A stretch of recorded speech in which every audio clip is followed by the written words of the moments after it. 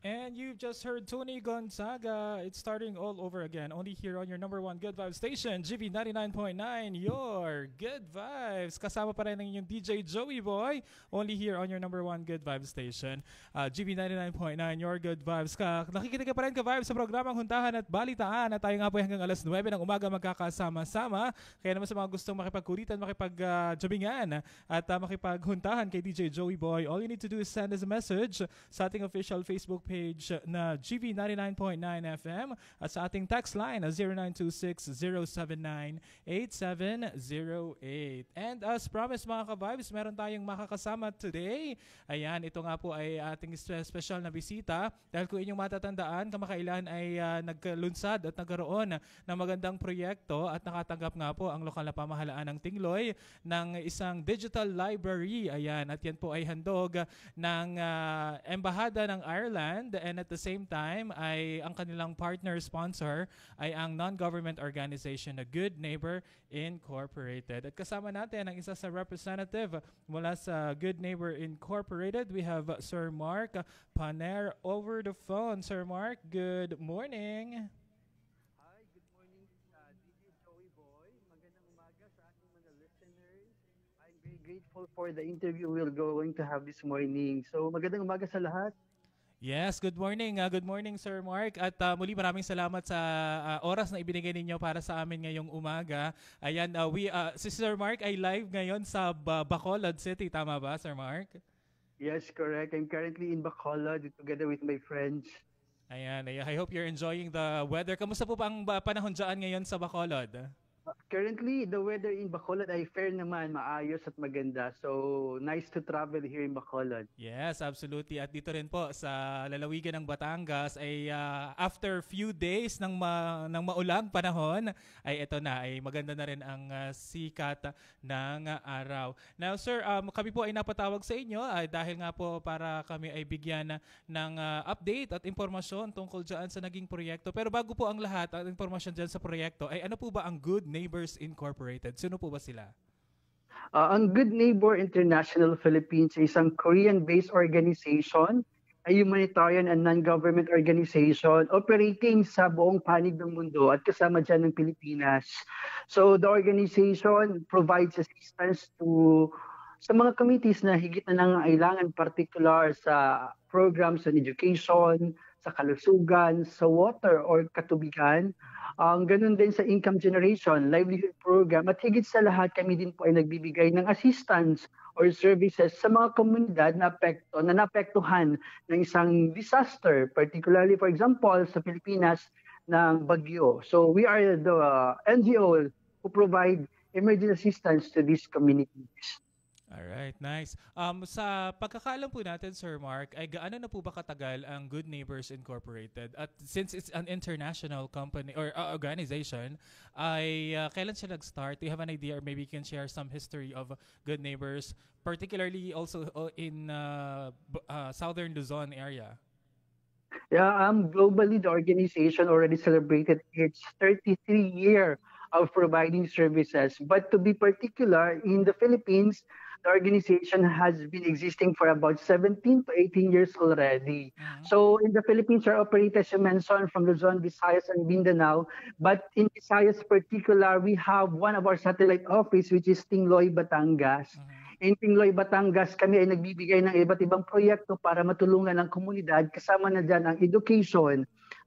Gaya ng nasabi nyo kanina, we just recently launched our program on Learning Literacy Library para sa ating mga schools in Tingloy, Batangas.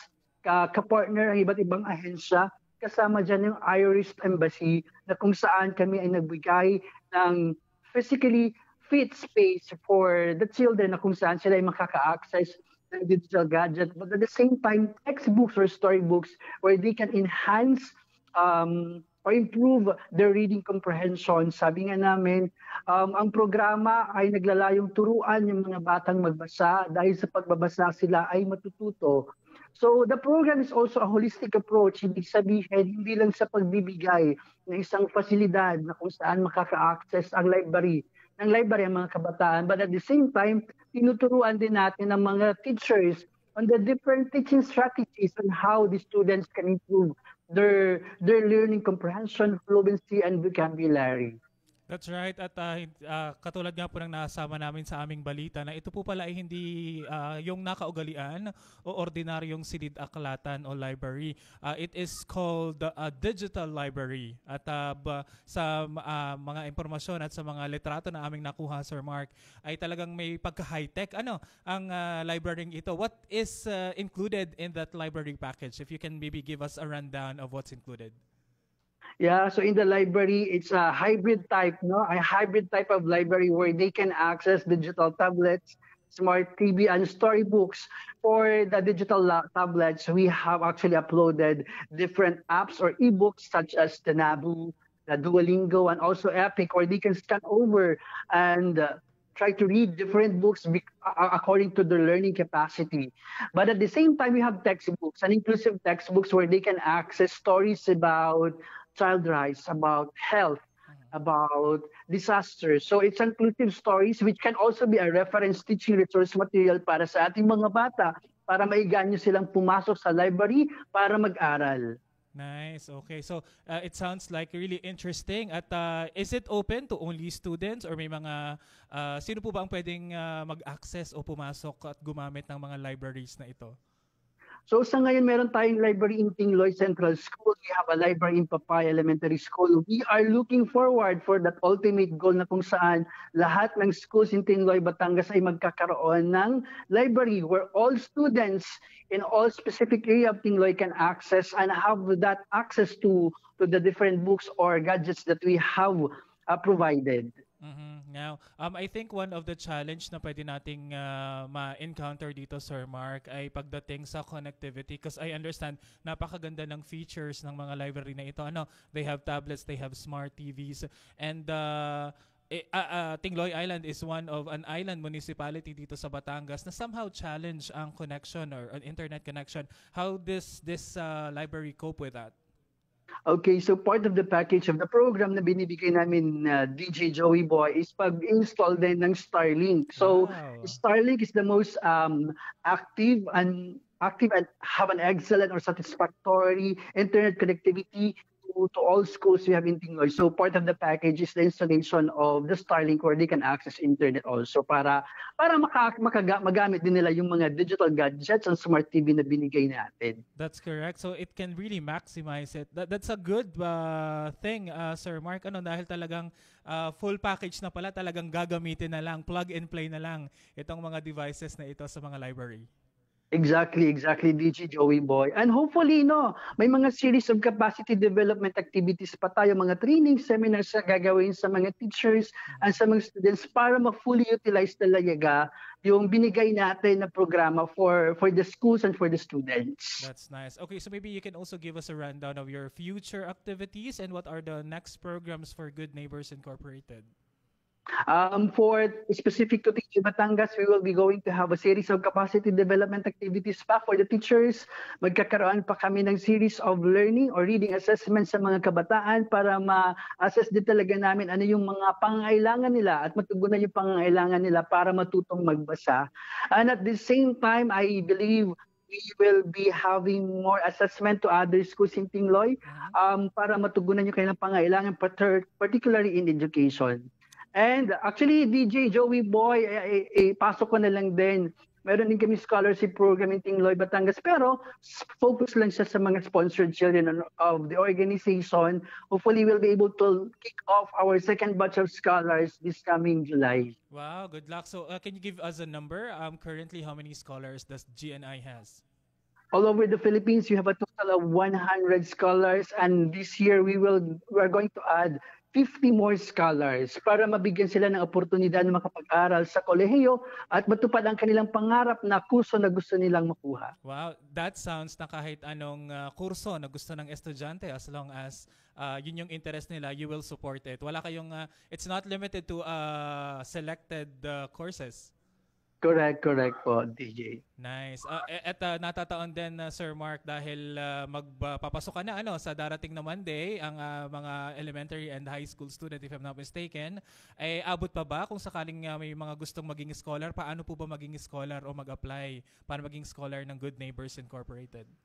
Okay, for the scholarship program, ito sa mga listeners, no, ito ay specific lang sa mga sponsored children ng organization. Kung meron kaming sponsored children in Pinoy, so we are currently accepting applicants. So may mga series of criteria kami na binibigay sa aming partner committee, a local government unit. So ganun din sa ibang sulok ng Pilipinas where kung saan located ang aming satellite offices. So we have also different criteria and eligibility para apply ng scholarship program. That's nice. And for our listeners at Kavive, Sir Mark, na gustong maging, ang Good Neighbors po ba are open for membership? Or paano po ba maging bahagi ng Good Neighbors Incorporated?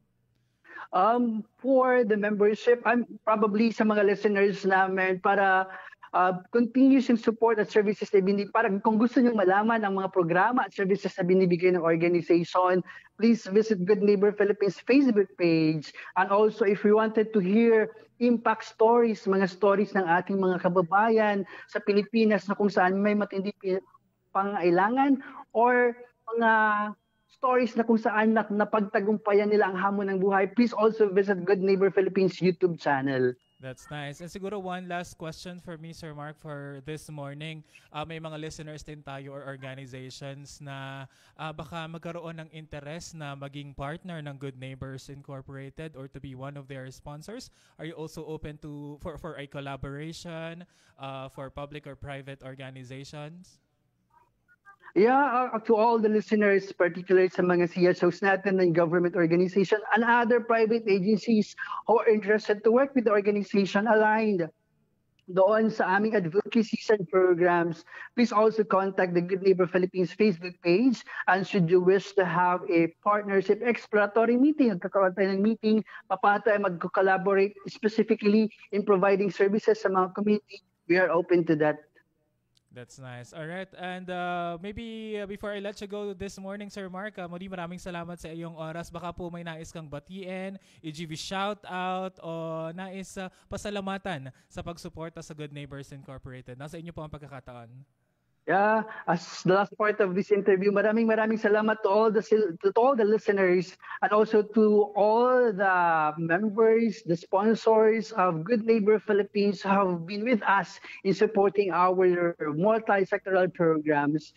Hopefully, we are in this together to create a collective responsibility and a collective effort in making an impact of change to our children in the community. Maraming salamat po, DJ Joey Boy. Maraming salamat din sa inyong oras, Sir Mark. Muli mga ka-Vibe, si Sir Mark Gerald Paner, ang Social Development Division Manager ng Good Neighbors Incorporated. Maraming salamat, Sir Mark, and enjoy the rest of your weekend. Thank you and have a great day. You too. Thank you. Alright, there you have it mga ka-Vibe. Sir Mark Paner ng Good Neighbors Incorporated. O diba nakakatuwa ang kanilang mga programa at napakadami. Maliit lang yung oras natin mga ka-Vibes kaya gusto pa natin sanang makahuntahan ng matagal-tagal si Sir Mark. Pero dahil medyo limitado ang ating oras this morning, ayan ay siguro sa iba pang pagkakataon ay mabibigyan natin ng oras pa at sana ay tuloy-tuloy ang magiging partnership natin at ang ating collaboration with Good Neighbors Incorporated. Tuloy-tuloy pa rin ang ating programa mga ka-Vibes hanggang alas 9 nga pa tayo magkakasama-sama ngayong umaga. Sa mga gustong makipagkulitan na makipaghuntahan, magpaabot ang kanilang mga song request pabate. Ayan, mga pa-GV shoutout at song request. Ang ating number 0926-0798-708 at ang ating official Facebook page ay GV99.9 FM. At kung gusto nyong balikan ang interview natin yan kay Sir Mark, abay mamaya ay nakapost din po yan sa ating official Facebook page. Tuloy-tuloy tayo sa ating OPM Tugtugan. Let's time makisayaw at makisabay na sa SB19 sa kanilang kantang Bazinga. Dito lamang yan sa inyong number 1 Good Vibes Station, GV 99.9, your Good Vibes.